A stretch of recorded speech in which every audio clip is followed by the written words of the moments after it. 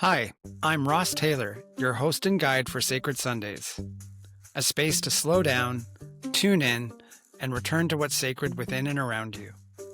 I'm also a life coach who supports empaths and sensitive souls, guiding them on the journey back to self-acceptance and inner alignment. My passion is connecting with like-minded souls, and these conversations are part of fulfilling my purpose and serve to deepen our collective exploration of what it means to live in connection with the sacred. Some weeks you'll hear a sound-based offering to open the space, other times we'll simply begin in conversation. However it unfolds, this is an invitation into presence, connection, and the beauty of the unseen. If you enjoy these conversations, please subscribe, rate, and share so others can find their way here. So pour a cup of tea, settle in, and let's begin. Today on Sacred Sundays, our guest is Sara Troy. Sara was born with a unique gift. From a young age, she could recognize the hidden potential within others. Over her life, she has worked both professionally and as an advocate to help people lead more purposeful, meaningful, and productive lives. She believes that when we connect to others through the soul with an open heart and a passionate spirit, we awaken our minds to see the world in an illuminating way. Through her podcast platform, Self-Discovery Wisdom Podcasts, and her community site, Orchard of Wisdom, Sara celebrates and supports individuals who are making a positive impact. Her programs include insightful podcasts, collaborative books, and the Mentors Practitioners Fund Action programs, showcasing mentors and changemakers who are devoted to serving humanity.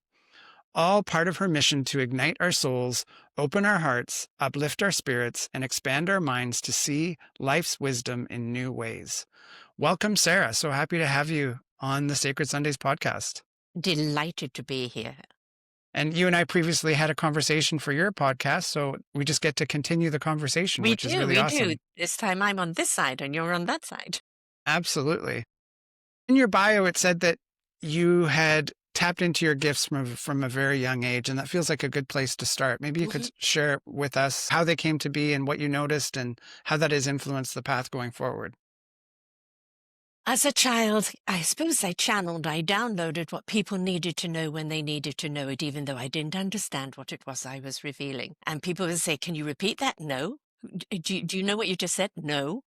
I was just there to tell them something they needed to know. And I didn't question it because it just comes through you. It's spent. I also, what I say, play with dead people. I would see entities that come to tea with me. Nobody else could see them. So I couldn't go past the graveyard without everybody talking to me. So I've always had that open channel. But I was a very sickly child. So I spent a great deal of time in bed, like weeks at a time, and with white walls. That's why I hate white walls. And I would go off into other dimensions. And so it was very often worlds melding together. I think my family just thought I was a daydreamer. Then my mum was very fey, so she picked up on it. But I was just a dreamer. But really, no, I was just living in a different dimension and tapping in here now and again. And it sounds like you hung on to those gifts rather than suppressing them, which is kind of a unique part of it. Or did you have to suppress them in some ways?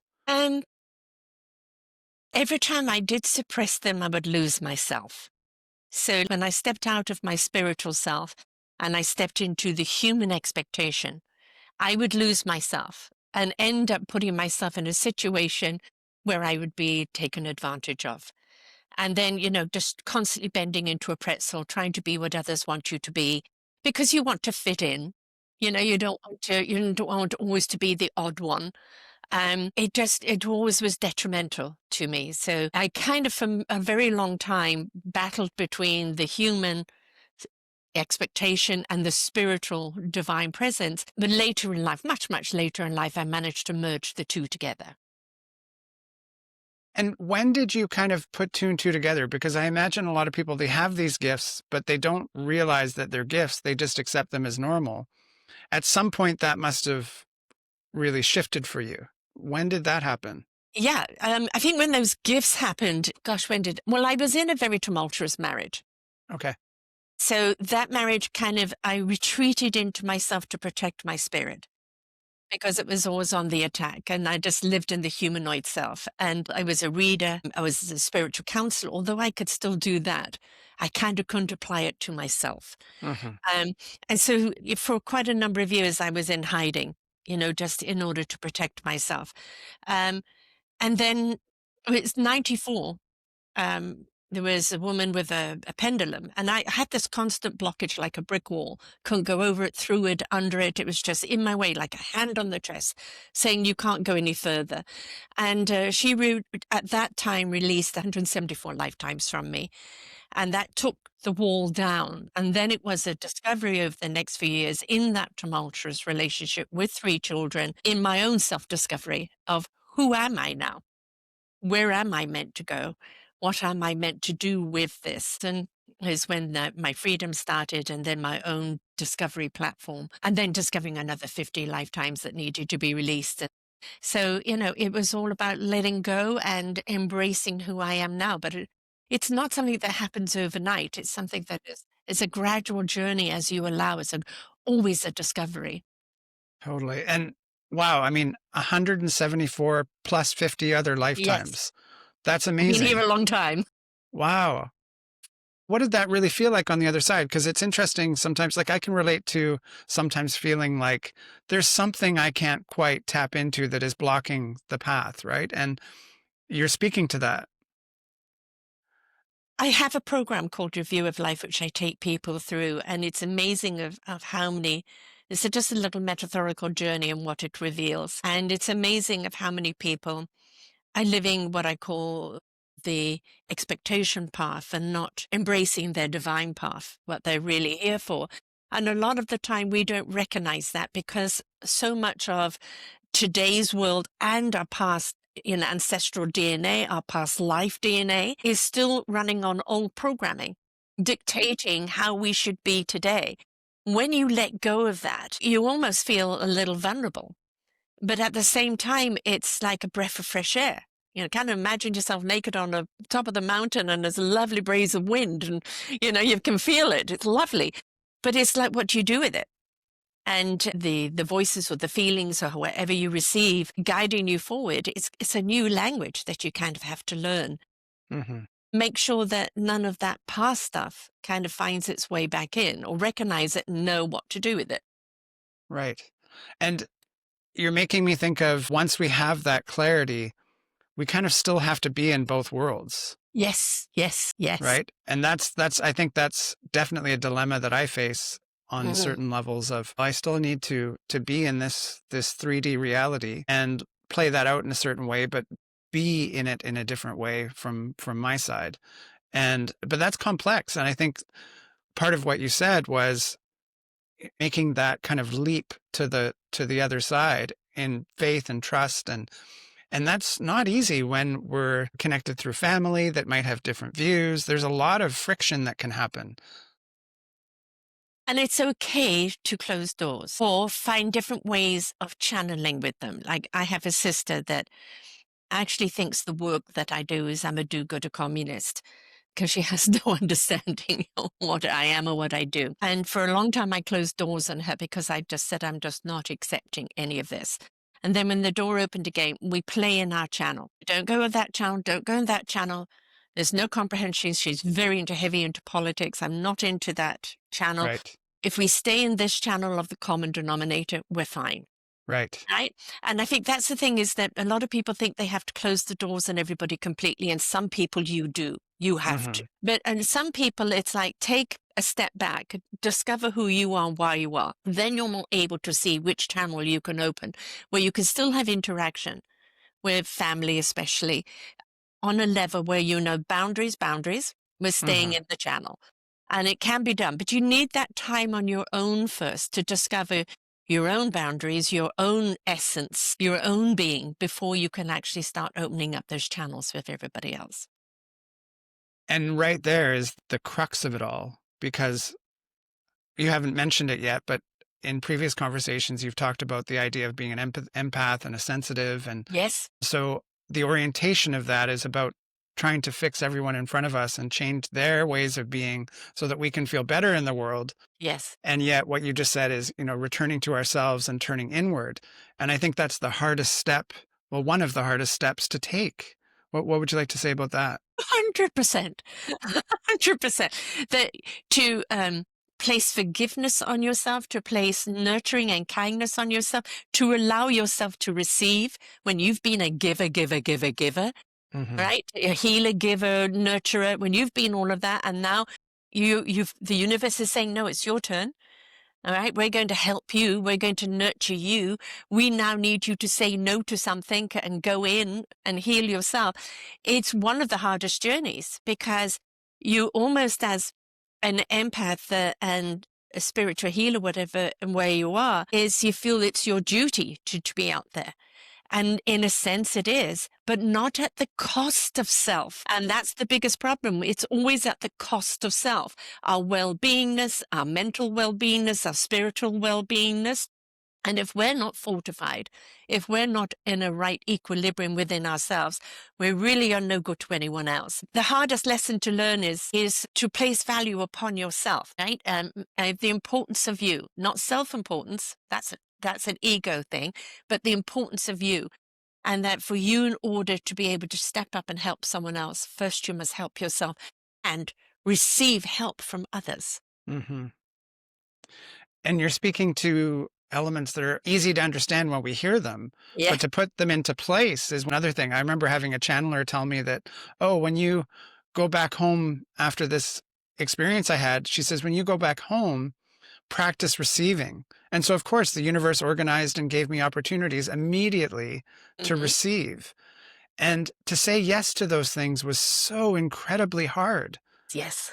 Like it made sense conceptually, but I had been in relationships where I had lost my entire sense of self. I had lost my sense of what was true and what wasn't. And so, those are the other things that we're trying to work through as we make these steps into turning towards ourselves. It's a wild journey. Who am I now? Hmm. Right. And, we kind of almost feel, oh, it's, I'm walking away from my purpose. No, you're not. You're defining your purpose by defining who you are, why you are, and what you're here to do. We realize it's not in the amount we do, it is in the depth of what we do. Right. And it's, I call it, I think I may have mentioned this on our show because I do mention it a lot, the sunny side of the street, right? And the sunny side of the street is across the road are all the people that have been through it. They've walked the path and they're there now to help you on your journey. But you've got to come out of the dark and start walking on that road and start recognizing who can help you when. Hmm. Right? Because it's not all at once. There's no one size fits all. This person's going to help you open this and that person's going to help you open that. Um, how to recognize who can help you when, but you've got to come out of the dark. We can't go in after you. I used to go into the dark and try and rescue people only to be my light to be swallowed up. Right. And then some people say it's too bright. Okay, come out onto the pathway, walk parallel until you adjust to the light and then step out. But until you ask for help, we can't help you. It's called free will. Hmm. If you don't give us free will to help, then we're imposing. Right. Right. And as empaths or healers or anything, that free will to allow somebody else to help us is something that we've got to get out of our own way and allow. And yes, it is very much, I should do it myself. I can do it myself. And I did for a very long Hmm. time. But in 13 and a half years of doing this and the amount of people that I've learned from for the shows that I do, and that have helped me along the way, that discovery of self that I've made Hmm. along the way has become my freedom of self, my alignment, my truth, and opening up my core to being the guider and the compass of my life.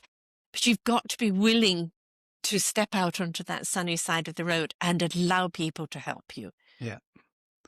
I love that metaphor. It's quite I love the visual of it because it is about crossing the street and it is about being the one to choose to cross the street. Yes. And you're also reminding me of times on my journey where I didn't actually believe that help was going to help. Like Mm. like that trust piece, like, oh, are you really going to be able to help me? And in that, it's like, can I really open up so that you can help me? It's such an interesting paradox because we are sensitive, but we've also had these experiences where people weren't there for us and we had to go at it alone. And so it's a very challenging dilemma to have to work through to get to the other side of the street and really believe that people are there for you and that they're the right people and that they're coming from their hearts. And today it's so much easier because your podcast, my podcast, we're presenting the people that are there, right? Or, my mottos on my shows are listen, learn, and apply, right? Because there's somebody that you've listened to that if you apply Hmm. or if you reach out to them, they are the ones that are going to guide you in the next phase of life. But, we've only had this in the last 15 or so years, this type of ability of podcasting, TED Talks, being able to reach people. So in my recovery, my self-discovery, there wasn't any of this. I started writing. My brother still has an online magazine, so I'd write for him. I'm dyslexic, so I couldn't write until I got a computer Okay. because writing by hand, I couldn't read my own writing, and never mind, correcting it after too frustrating. But once I got a computer, the correcting became something much easier and I found my voice. And that actually freed me a great deal, is finding my voice and just allowing it to express. Today, it's so much easier because there are so many ways you can do it now with so many people at your fingertips that there is kind of no excuse. We just didn't have that kind of support. And it was still very woo-woo and cloak and dagger type of thing, where I've never understood. Spirit isn't about boundaries, it's borders.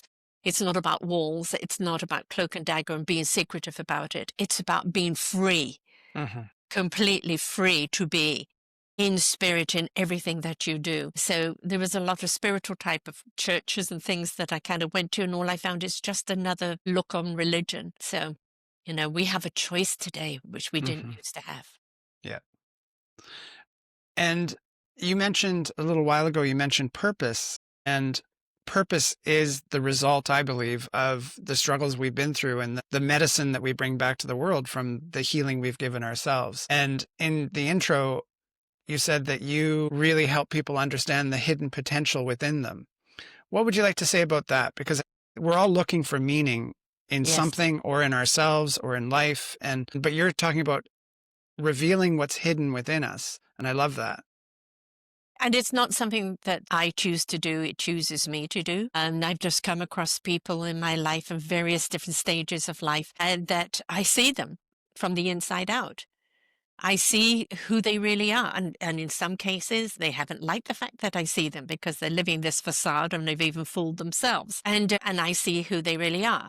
But then for other people, they're trying to be X, Y, and Z. And I go, this is who you are. This is the path that is before you. You have to walk it.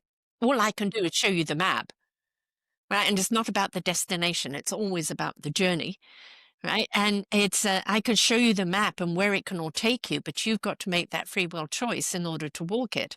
But for so many people, rather like us, they were trapped in the expectation, Hmm. and the soul was screaming out to them of, no, no, that is not who you're meant to be. This is the path you're meant to take. Hmm. And I just never know when or will never know who. I just see what I'm meant to see. Right.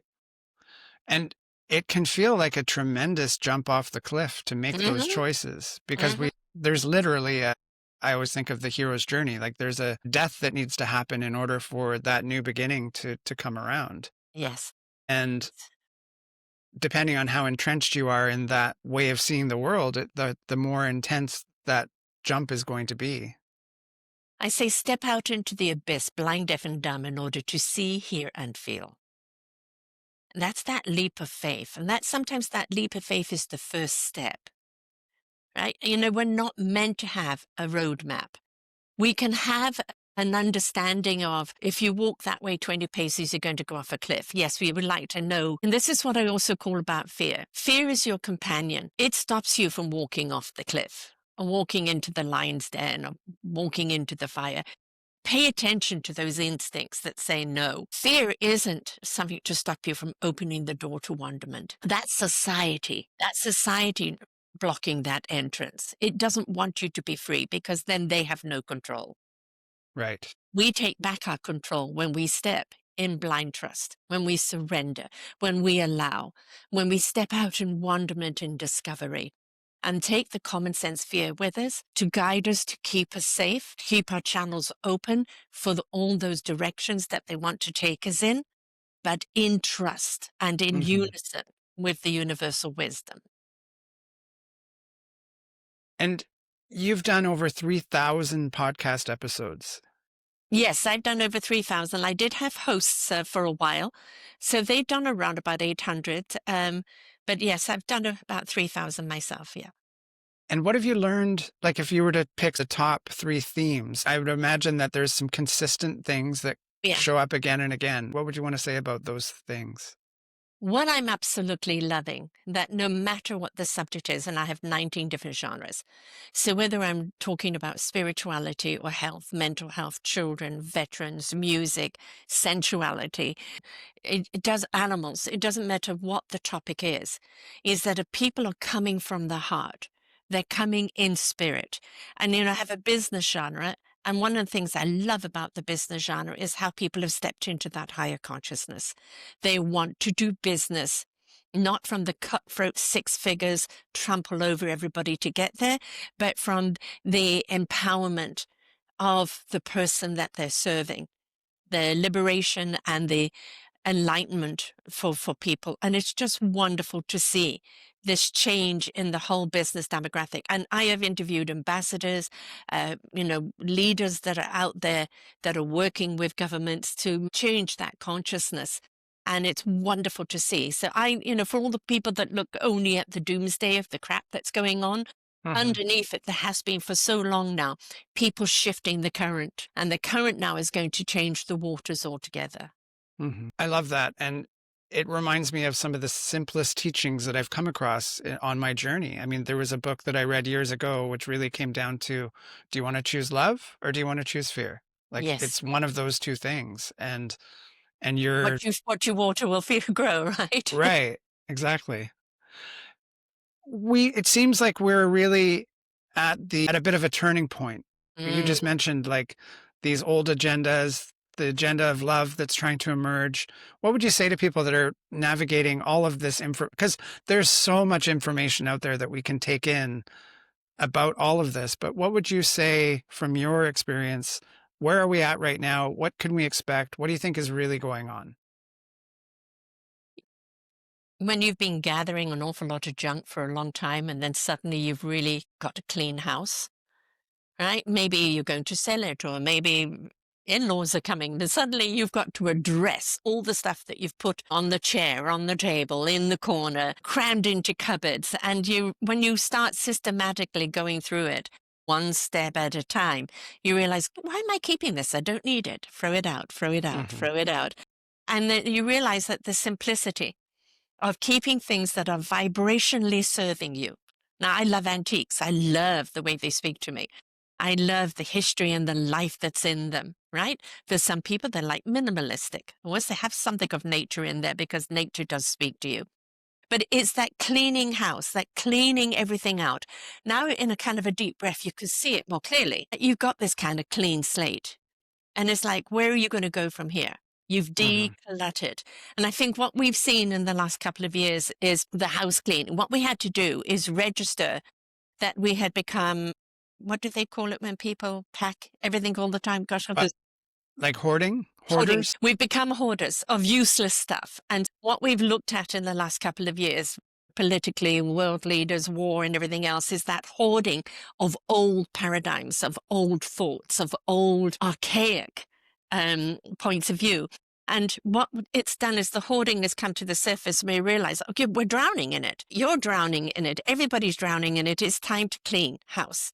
And what we realize is that this isn't a one person job. We've all got to get in there and do it together. And so my belief for 2026, and it's going to be, we're not going to clean overnight. There's a lot of mess to clean up, but we're rolling our sleeves up. I started a new genre last year called the Sisterhood of Common Sense Love and all the men that love and support them. And the reason I started that, because I do believe it's the women rolling up their sleeves and going, I don't like this behavior. We're going to change it, right? And get in there and clean house and sort things out and set things in the right direction for personal accountability, personal growth, and also for community. Mm-hmm. We can't help community until we help ourselves. We Mm-hmm. have to take accountability for our own choices. What are we feeding? And what are we doing to clear things out? What are we doing to fortify ourselves? And then how do we bring that to the community that fortifies the community? So I believe that 2026 is that clearing out, because we realize the garbage has just got too high. Mm-hmm. And from what you just said, I believe that there's an energy playing through this needed change, which is, you could call it masculine energy that's needing to be cleared, and then the feminine energy rising to support Mother this energy. change. Yeah. Mm-hmm. Yeah. And so, can you say anything more explicitly about that? Because I think it needs to be said, like, we are in the time of the divine feminine rising, and Yes. the masculine energy can only see things in limited ways. And it is that old way of hanging on. It's the old way of hanging on that even most masculine realize isn't serving. Right now, when we look at the people that have tried to turn the clock back, that are looking at the dominance, that are looking at all rule and power, they're people that are lost within themselves. People of real power are people that are self-assured in who they are, what their purpose is, and what they're here to do to serve humanity. Not Mm-hmm. have humanity serve them. For various people like that, they're called the third dimensioners, they're already gone. Those that still choose to live in that paradigm, they're gone. The bridge is broken. The fourth dimension, fifth and higher, they're already separated. And this is the reason why there's so much angst going on with them, because they know they've already been severed.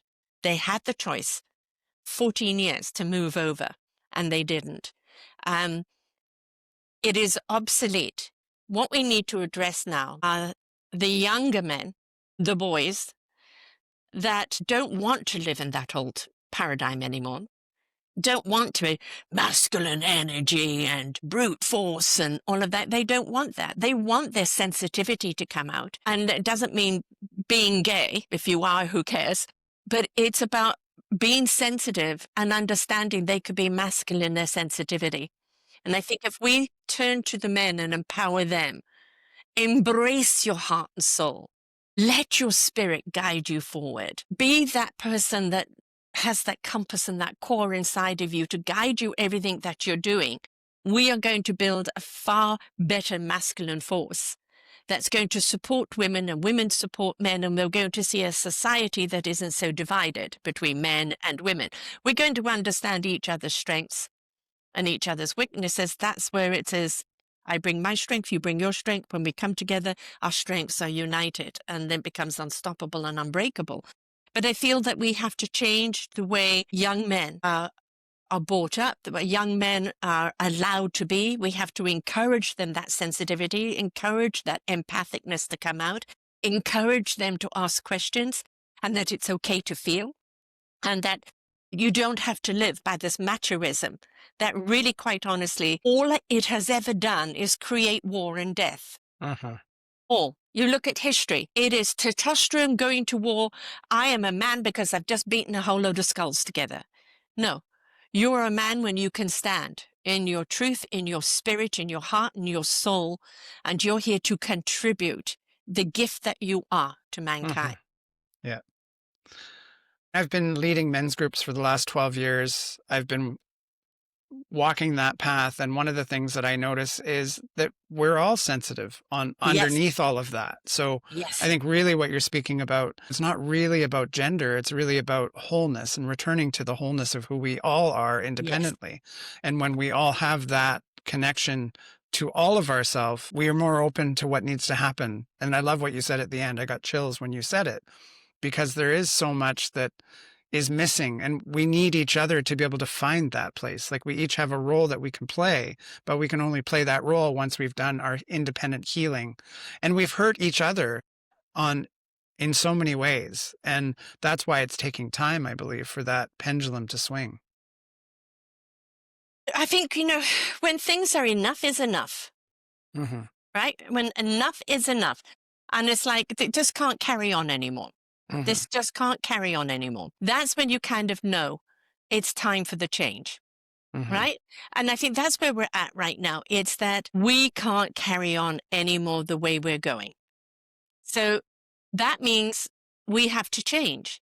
But that doesn't mean only a few of us have to change. That means all of us have to change. And when we all change, then we truly do understand the gift that we are and what we're here to do and why it's so important to do it. But it is understanding it's not waiting for the change out there to happen or the leaders to change. If we want change, we need to be the change, we need to be the love, we need to be the peace, and then we bring about the change collectively that automatically will change the laws. Right.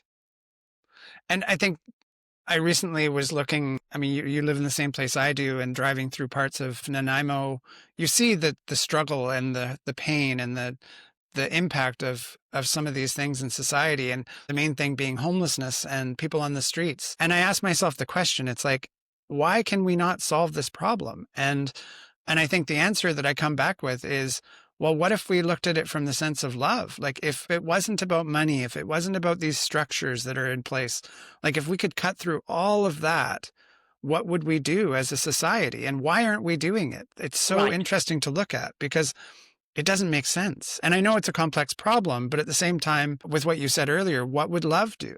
Yeah. Yeah. And if we come from a place of love, if Hmm. we come from that place of love, and we truly do actually understand, a lot of people talk about the heart, and it's great that people are talking about the heart. Put your heart in it, come from the place of the heart, but they're forgetting about the soul, because the soul is the wisdom. It's the universal wisdom, God, universe, spirit, source, energy, whatever you want to call it. It is the wisdom that guides the heart in truth, that guides the spirit in action, that gives us the clarity of mind. And the heart is so very, very important because it holds the truth. But if we don't listen to the source, the soul, then how are we going to know what steps we need to take in order to make things better? Heart intention, absolutely. But that's still, if you've just heart, you're still listening to the mind. If you're listening to the soul, the mind is overridden. And it's only what you need to know when you need to know it comes forth in clarity, rather than the mind getting in the way. And the mind, if it gets in the way, is da da da da da da da da da da. Next thing you know, you've talked yourself out of everything. I mean, you're speaking to like a next level way of being in the world, Hmm. which Yes. it's going to take time to get there, which is what you're speaking to as well. And you asked me earlier about, where I am. And Hmm. and this is it. I found my way here, where unapologetically I am now.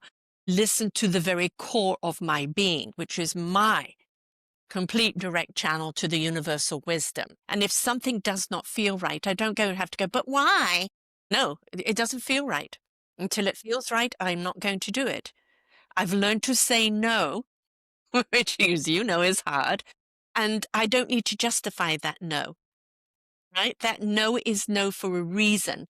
Hmm. And that's the important thing. It's understanding the compass, the guidance system, Hmm. being true to yourself, and understanding it's the universe that's showing us the way. We are divine spirits having a human existence. And if we don't allow that, we're just not going to get there in that beautiful embracement of all that we can be. So we do have to surrender to our divine. And you just mentioned being able to say no. And I was recently watching this TV show where the main character is essentially saying yes to anybody and everybody, family, friends. Can you do this? Yes. Can you do this? Yes. And as the viewer, you can see the train wreck happening. You can Yes. see the lack of connection to self, saying yes when you actually mean no. You could see the energy of it. And yet the character keeps doing it. And it'd be interesting if we could see ourselves Yes. doing those things, because we can see it so clearly when it's outside of us. But Mm. when we're in it, it's so hard to see it. And so from your journey, what would you say to folks that are stuck in that unconscious loop? And it is a loop. It just keeps Oh, it going and is. going until we stop it. You just said the word, stop it. Mm, We have to stop. We have to remove ourselves from the loop. We have to go in and just sever the loop altogether And we can't do that if we continue to do. It's okay for you to say, I need time out. From family, from friends, from work, from everything out there. Mm-hmm. I need a blank space where I can hear and feel myself. And I can't do that if in the loop. I have to get out of the loop and put myself in a safe place that I don't just jump into another loop. And then when you're in that safe place and you have that breath and you start really feeling what you're trying to say to yourself, please hear that, feeling what you're trying to say to yourself, right? Because what you're hearing is still old doctrine. And when you feel it, then you're now beginning to hear the truth. You're now beginning to really feel what it is you're meant to do, and you can see the canvas that you're meant to draw on. You can't do that in the loop. You have to stop everything. And somebody, well, I can't do that. I can't. Well, you take a break, you take a holiday, you take a hiatus, you do whatever. If you're within the family, you just have to say, I'm going to do about my everyday duties, but just right now understand if I'm not responding to you, is I'm just needing to take some time out to recalibrate myself. And if you have children, what you're doing is teaching your children that it's okay for them to do the same, that it is necessary for them to do the same. If you have a spouse or partner, you're showing them it's okay if you say, I'm sorry, I'm switched off right now. We need that switch off time. We desperately need that in order just to decompress, recalibrate, know where we're at. Otherwise, we're just going to continuously go around in that loop. I think it was 2011.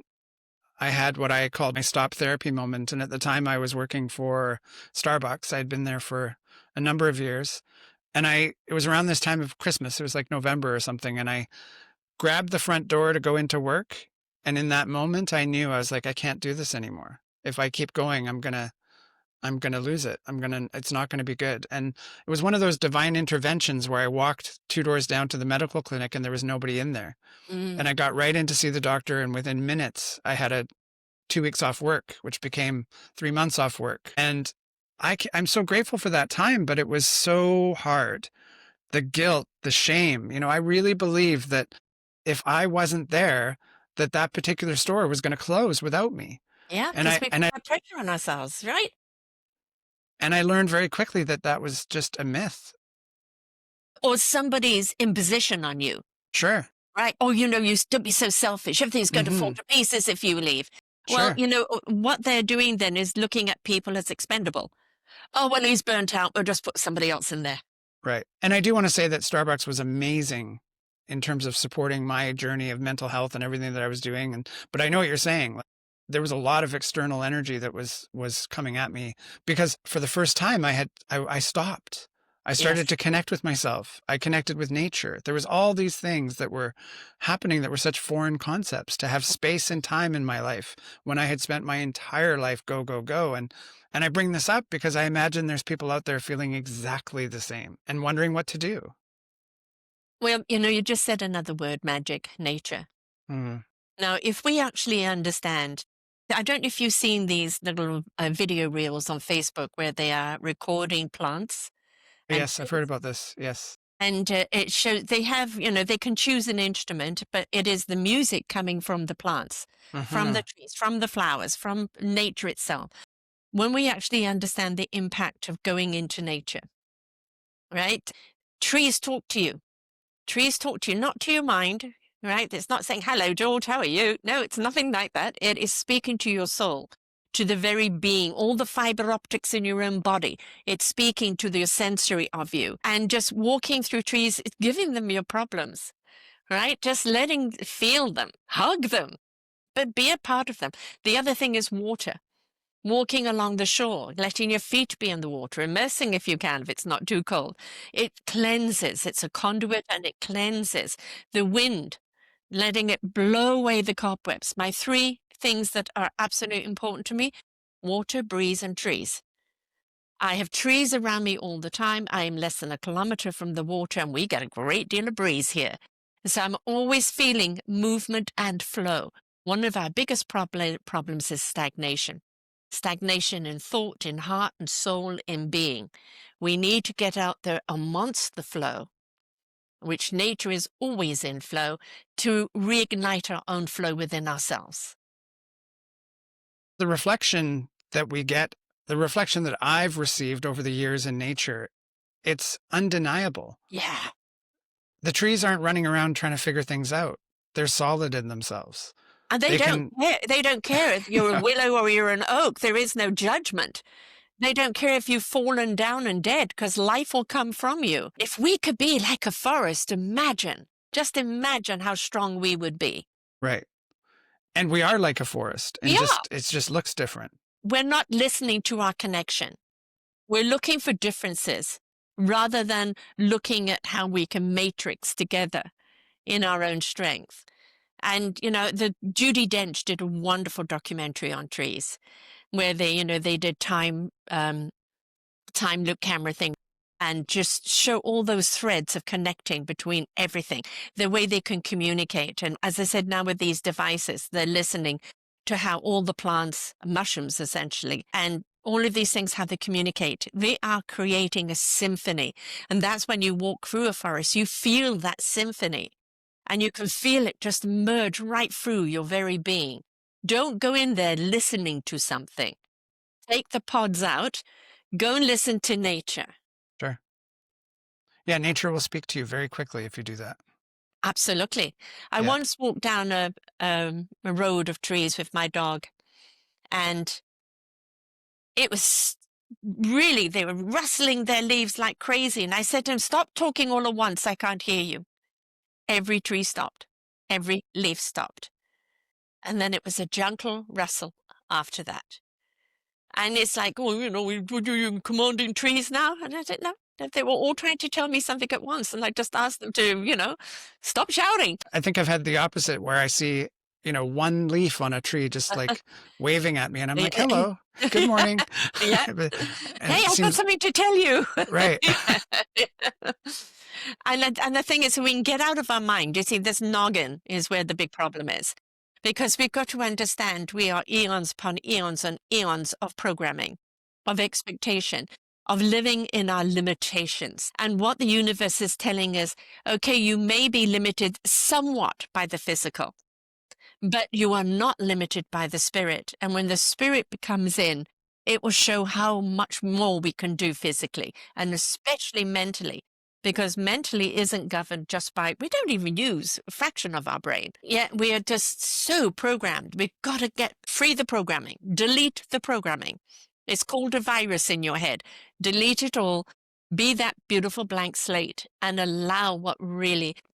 I used to think this was a problem with me because I lived so presently, and my mother was a beautiful actress, stage actress, and I tried to follow her path, and I was good at doing the roles but not at remembering lines. And I thought, I was an asthmatic when I was young, so there was a lot of time when I was oxygen deprived, and I went, okay, maybe a little brain damage there, but I couldn't retain it. And it's only later in life I realized I'm not meant to retain what I speak, right? I speak what I speak in the now, for that is what needs to be spoken. And so I could not follow that path. And I used to think it was something that I lacked. And now I realize it's something that I've gained.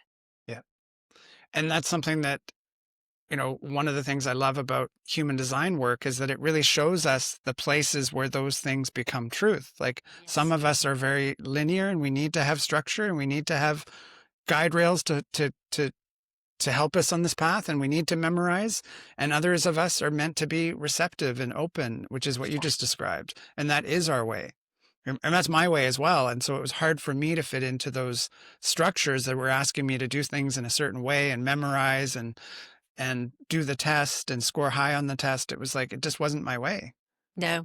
And that's the thing, is that's, again, the human way of labeling you, right? And basically, I left school probably either grade 7 or 8 because I was off so much sick, and at 16 I just exempted myself. And I have dyslexia and ADD, which a lot of creatives do have, ADD, right? Because we just see expansion of possibilities. But I could still hold a conversation with people that, from all over the world, because I spoke to the heart and soul. Exactly. Right. And that was a lot of the time, nobody ever did speak to them like that. They spoke to the credentials and not to the heart and the soul. So I realized that it was an absolute asset and a gift. But it took me a long time to embrace that gift because I was still trying to, look at myself from the human expectation. And, you've got to be this, you've got to be that. And it's like, I ain't got to be anything other than what I am. That's Hmm. what Popeye says, right? I am what I am. Yeah, I mean, I think so many of us struggle with the idea of being an imposter because we Yes. haven't taken that traditional route. And yet, Yes. so many of us, we learn through our experiences and scraping our knees and getting back up and things that you cannot learn in a textbook, and Yeah. trusting that that is enough and that it is the right path, and that it is actually, for us, it's the best path. Yeah. Well, you talked about human design, which we talked about in your show.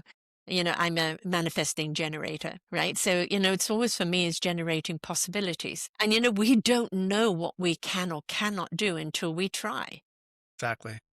right? And it's like generating enthusiasm, generating possibilities, generating belief that you can. And it's like me podcasting. My first podcast I didn't even know what a podcast was when somebody asked me to join her network. Like, pressed all the wrong buttons in the first show. It was just, Monty Python skit, everything went wrong. I was live for the first 13 months while I was with her. And believe me, everything that can go wrong went wrong. And then I started my own platform because I got hooked on the people and the stories. And because I, at that point, was looking at the worst of humanity because I just had something stolen from us, a technology that I became bankrupt out of and living out of my car. And it's like, where am I going now? And this opportunity came up, and I made that discovery of people that have hit rock bottom and chose to rise up, chose to surrender, chose to become, chose to find their strength, their courage, their abilities. And it illuminated me. And I thought, if it illuminates me, it's going to illuminate other people. And so here I am. 13 and a half years later, still doing it. And because I just love hearing people who have faced those challenges and become who they are meant to be, embracing themselves, heart, soul, spirit, mind, body, everything. And it's a beautiful thing to see. I love that, and I feel like the energy of that speaks loud enough that I don't need to ask a question about that, because I think we know that feeling. We know Yes. what it's like to hear those stories, and of Mm. course that's going to keep you going. And this also feels like a good place to pause our conversation. And I always like to close by asking the same question, and I'll ask this question of you, which is, what is one simple way that someone could connect with the sacred today? Out of mind, in heart and soul. You cannot hear your heart, soul, spirit until you feel it. You must feel the soul, the spirit talking to you, the heart connecting, the wisdom coming through you. You feel it first. It's when I know, I feel, you're at peace with it. You don't need to verify, justify, or anything by it. And then the mind has the clarity. Just simply, it has the clarity of what it needs to know when it needs to know it. But if you try to think it, you'll overthink it, you'll talk yourself out of it, you'll miss the connection altogether. Learn to feel and recognize what those feelings are to understand what your thoughts need to be. Love that. Thank you. And for anyone who wants to stay connected with you, we're going to share all your details in the show notes, but what's the one place would be the best place to go to connect with you? I'm on Linktree under Sara Troy. I think it's Sara Troy 5, SAR. AR, no H, folks, just Sara, SARA, Troy, TROY 5. But also you can go to choosepositiveliving.com and there's contact there. And it's very easy for the email, choosepositiveliving@gmail.com. And so there's also orchardofwisdom.org if you want to be a guest or want to be a mentor or you want to be a part of the next book. All of that, just reach out. We can have a conversation and see where we can go. Excellent. Thank you. And I just love the conversation we had today and all the places that we went. And I've enjoyed the previous conversation with you and the talk at the Metaphysical Network here in Nanaimo, and just really appreciate the work that you're doing in the world and the way that you're showing up with your voice and your energy and your spirit. And it was a gift to connect with you today. Right back at you. And please go and listen to his show, selfdiscoverywisdom.com. Just put in his name, right? And his show will come up. Please listen to it. He shares so much that will benefit you. So please listen, learn, and apply. Thanks so much, Sarah. Thank you very much. Thank you for joining us on Sacred Sundays. I hope something in today's offering spoke to your spirit, stirred something true, or simply gave you a moment to breathe. If this conversation resonated, please take a moment to subscribe, rate, or share the podcast.